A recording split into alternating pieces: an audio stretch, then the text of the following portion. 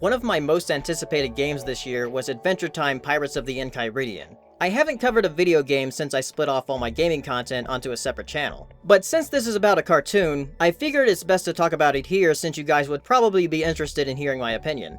I was streaming this game on Twitch last month. I've been trying to stream more often, so follow me there if you don't already. Adventure Time Pirates of the Enchiridion is an open-world turn-based RPG. It's the kind of game that I've always wanted Adventure Time to tackle. The show has had many games before, but nothing really like this.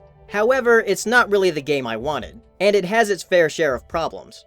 The story starts out with Finn and Jake stargazing in their treehouse, but then in the morning, they find themselves in the middle of a flooded land of Ooo because the Ice Kingdom melted. It's up to them to explore and find out what happened. Along the way, they recruit Marceline and Bimo into their party, and also meet with some of the other stable cast from the show like the Ice King and Princess Bubblegum, but those are a given. All of the main cast and a lot of the side characters are fully voiced by the show staff, so it's a very nice treat for any fan of Adventure Time to hear these characters interact a bit more before the finale comes out in September. What I wasn't expecting with the story was the antagonist. You find out pretty early on that Fern has something to do with the flood, and he's in his Green Knight form, so that puts this game's events in the final season. Whether it's canon or not is up to the show staff, I guess. But it seems like they made the story simple enough where it could be easily placed between a couple of episodes. By the way, if you're watching this and you're wondering who Fern is, then you definitely have some catching up to do.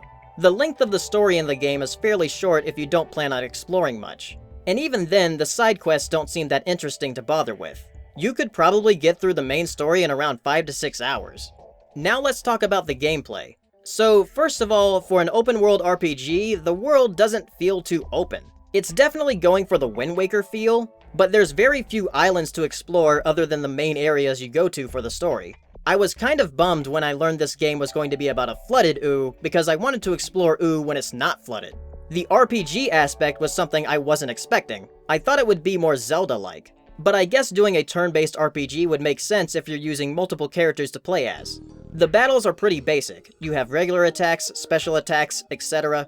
Everyone shares the same special attack meter, so you have to be careful with the attacks you choose. Thankfully, it does refill automatically, but slowly. Finn and Jake have the ability to block, but in place of blocking, Marceline and Bimo have two other abilities. Marceline can heal herself, and Bimo can help charge the special attack meter. The characters also have their own ultimate ability meter for when they get hit a certain amount of times. Once full, a character can activate it, like Finn can use Billy's Gauntlet, or Jake can shapeshift to hit all the enemies.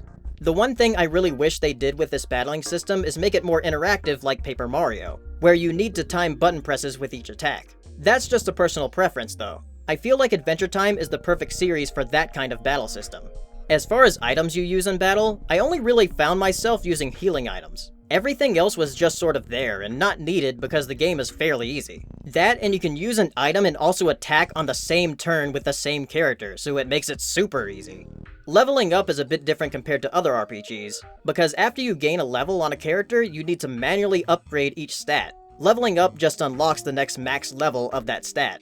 To upgrade, you just buy it with the money you find around Ooo. It's a very strange choice, but it works for what it is. Since the game is short, the levels max out at 10. Characters also have abilities outside of battle. Jake can transform into a scooter to get around more quickly on land, as well as move everyone up onto ledges. Bimo can open electronically locked doors, Marceline can open chests and turn invisible, but only in the right areas, and Finn can, find treasure on the map if you go by these areas? Yeah, not really that special, but helpful, I guess. Finn and Jake also have this thing called interrogation time, where they will play good cop, bad cop with certain characters throughout the story. It can be fun to hear them interact, but it seems like this would make more sense in a game like Finn and Jake Investigations, which is a point-and-click adventure game. Moving on to the presentation, the game looks alright. I do like the models here better than what was in Finn and Jake Investigations, but the animations on the mouths don't always seem to sync up with what the characters are saying, especially with Finn. Exploring Ooo should be a lot more fun, but it just feels like a bland Wind Waker with the way everything looks. It definitely has the look of Adventure Time, but it doesn't capture the same magic, I guess. NPCs that aren't enemies or the main characters also don't do much. Like, they literally don't do anything, they just stand there motionless. The music is fine, it's nothing super amazing, but it's serviceable. There are moments when the characters will sing sea shanties, and those are fun. What are you guys doing? Just go with the flow, Marcy. We're back on board our boat and sailing with Marceline safe from her grave. Now we're heading for the evil forest.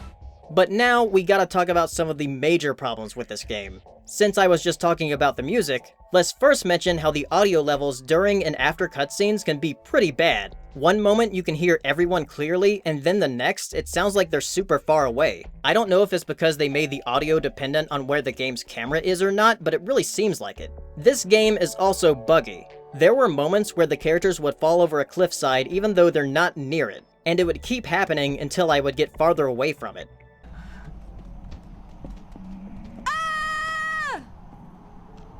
That's weird, that's a bug. They keep falling!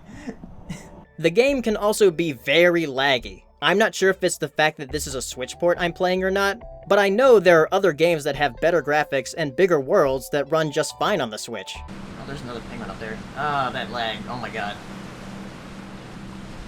Oh my god. Holy shit. That is bad. Oh, are you seeing this? Oh, that was bad. And speaking of laggy, the friggin' load times in this game are insane. We're talking about load times that go up to 2 minutes. And a couple of times I had the game crash on me when loading. Because of those problems, it's really hard for me to recommend this game, at least the Switch version. Even then, the game isn't that impressive overall for an open world RPG. I can only really recommend it for die-hard fans of Adventure Time. It does come with this neat little Finn's notebook that has a lot of cool writing in it, so there's that. And if you really want to see these characters interact as much as possible one last time before the Adventure Time finale, then yeah, you might enjoy it if you overlook some of those issues I mentioned. If you've picked it up on a different console, let me know if it has some of the same issues.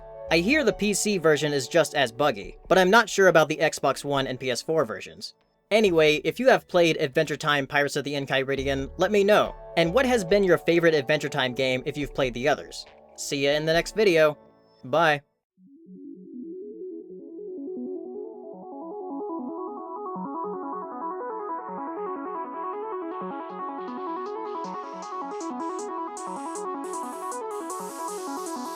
Good evening, ladies and gentlemen.